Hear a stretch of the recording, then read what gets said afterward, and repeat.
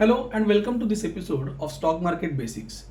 Stock market basics में पिछले कुछ हफ्तों से हम देख रहे हैं अलग अलग चार्ट पैटर्न जो एक जरिया है, एक तरीका है टारगेट कैलकुलेट करने का इन्वेस्टमेंट्स के लिए या ट्रेडिंग के लिए। ये एक बहुत ही बेसिक कंसेप्ट है और इस कंसेप्ट को लेके अगर हम कैलकुलेशन करते हैं डेली टाइम फ्रेम पे या आर्ली टाइम फ्रेम पे, तो ट्रेड्स हमारे बहुत हद तक सफल रहते हैं। और चार्ट पैटर्न्स अपने आप में बेसिक तरीका तो है ही, और उसी तरह से अगर हम देखें उसे तो आपको अच्छी तरह से वो रिवर्सल के संकेत देता है। अब अभी तक हम जो देख रहे थे चार्ट पैटर्न्स को, तो हमने देखा कि बुलिश रिवर्सल के हमने पैटर्न देखे, हमने बेयरिश रिवर्सल के पैटर्न देखे। सो बुलिश रिवर्सल में हमने देखा था कि inverted head and shoulder pattern था या डबल बॉटम चार्ट पैटर्न था, और बेयरिश रिवर्सल में हमने देखा हेड एंड शोल्डर पैटर्न देखा था या फिर डबल टॉप जैसा पैटर्न देखा था। Then there was one pattern जहाँ पे हम लॉन्ग प्रोलॉन्ग्ड कॉन्सेंट्रेशन और उसके बाद जब ब्रेकआउट होता है तो कप एंड हैंडल का भी एक हमने पैटर्न देखा था। आज हम जो चार्ट पैटर्न देखने वाले हैं, now this pattern is entirely different than the pattern that we have learn so far. हमने अब तक रिवर्सल पैटर्न देखे थे, यहाँ पे आज हम जो चार्ट पैटर्न देखने वाले हैं वो continuation of the chart pattern है। तो अगर आपका ट्रेंड अप ट्रेंड है पहले से, तो उसी ट्रेंड में आपको देखना है कि वो कंटिन्यूएशन ऑफ द ट्रेंड किस तरह से चलता जाता है। फ्लैग एंड पोल प्रेजेंटेशन पे जाते हैं समझने के लिए। सो फ्लैग एंड पोल, जैसे मैंने कहा कि ये कंटिन्यूएशन चार्ट पैटर्न है, तो क्या होता है, पहले ये अप ट्रेंड में है ही, पहले से अप ट्रेंड में है ही, और उसके बाद एक कंसोलिडेशन होता है, और जब वो कंसोलिडेशन ब्रेकआउट होता है तो ब्रेकआउट के बाद हमें उसी कंसोलिडेशन का या उसके पोल का टारगेट जो है वो हमें मिलता है। फ्लैग एंड पोल के जो टारगेट है वो दो तरह से कैलकुलेट किए जाते हैं। पहला जो टारगेट होता है हमेशा वो छोटा टारगेट होता है, स्मॉलर टारगेट, जो होता है फ्लैग की जो हाइट होती है उतना टारगेट होता है। इसे दूसरी तरह से भी आप कैलकुलेट कर सकते हो, the highest maximum target which is possible is the height of पोल।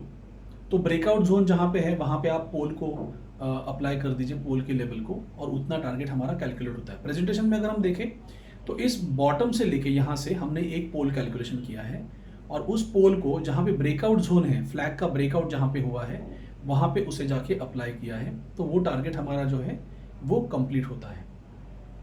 आइए कुछ एग्जांपल्स देखते हैं। सो एग्जांपल्स में वही एग्जांपल मैंने पहले लिया हुआ है जो नेस्ले का एग्जांपल हम देख रहे थे, और नेस्ले के एग्जांपल में ये हायर लो से लेके, अब देखिए यहाँ पे पहली बात क्या है, before we talk about higher low, ये कंटिन्यूएशन एक अप ट्रेंड में जा रहा है।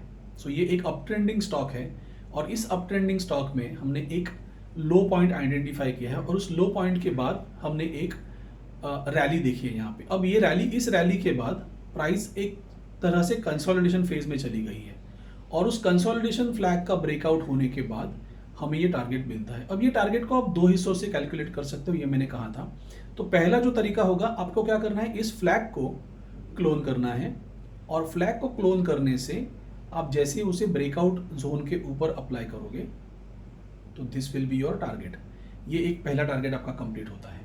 अब ये टारगेट कंप्लीट होने के बाद अगला टारगेट आपको चाहिए, तो आप क्या करोगे, then you again clone this pole, और पोल को क्लोन करके आपको उसी ब्रेकआउट के पॉइंट पे लगाना है, ना कि उसके ऊपर, राइट। तो जो ब्रेकआउट पॉइंट है आपका, वहीं पे जाके आप उसे अप्लाई करोगे तो आपको अगला टारगेट मिलेगा। If you can C, magically क्या होता है कि ये जो फ्लैग की भी हाइट है उसके बाद स्टॉक थोड़ा रिट्रेस करता है, पोल का भी टारगेट कंप्लीट होने के बाद वो स्टॉक रिट्रेस कर रहा है, तो वहां पे जब टारगेट आपका कंप्लीट हो जाए वहां पे आपको एग्जिट करनी है। नेक्स्ट एग्जांपल देखते हैं।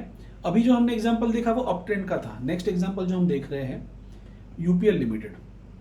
सो इन केस ऑफ यूपीएल, यही एग्जांपल हम डाउन ट्रेंड में देख रहे हैं।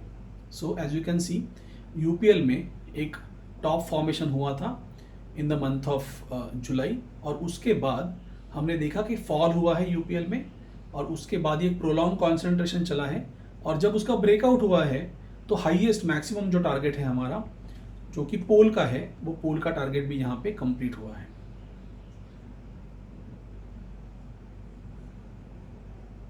सो दिस इज पोल का टारगेट, और ये आप ब्रेकआउट जोन पे जाके आप ऐसे अप्लाई करते हो तो ये टारगेट आपका कंप्लीट हुआ है।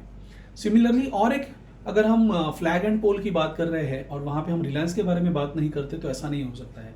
मंथली टाइम फ्रेम पे, मंथली हाईएस्ट टाइम फ्रेम पे रिलायंस का 9 साल तक लगभग फ्लैग जो था वो चल रहा था। सो ये एक बहुत ही सिग्निफिकेंट एग्जांपल है जहाँ पे हम बात करते हैं, सी लुक एट दिस, इस टॉप से लेके ये ब्रेकआउट जोन था रिलायंस का, राइट, और ये ब्रेकआउट जोन है, और यहाँ तक ये एक फ्लैग था। अब ये फ्लैग है, और इसका अगर हम पोल कैलकुलेट करें तो ये पोल लगभग इस लो से लेके इस हाई तक है। जहाँ पे ब्रेकआउट हुआ है फरवरी 2017 में, तो वहाँ पे अगर जाके आप इस पोल को अप्लाई करते हो तो वो टारगेट जो है आपका वो कंप्लीट हो चुका है, राइट। सो टारगेट गॉट कंप्लीटेड, और उसके बाद इमीडिएटली रिट्रेसमेंट वहाँ पे आ रही है। So this is one important example of flag and pole. Flag and pole को आप इंट्राडे में भी ढूंढ सकते हो, पोजिशनल ट्रेड्स में भी ढूंढ सकते हो। जितनी हायर टाइम फ्रेम पे आप इसे आइडेंटिफाई करोगे कोई भी चार्ट पैटर्न में, कि अगर आप हायर टाइम फ्रेम पे काम करते हो तो वो हायर टाइम फ्रेम के रिजल्ट्स आपके लिए बहुत ही अमेजिंग रहेंगे। So I believe this was a wonderful video about flag and pole. इससे आपको ज़रूर कुछ नई चीज़ें देखने के लिए मिली होगी। And if you like the concepts of stock market basics, then do subscribe to our growth module channel. Thank you so much.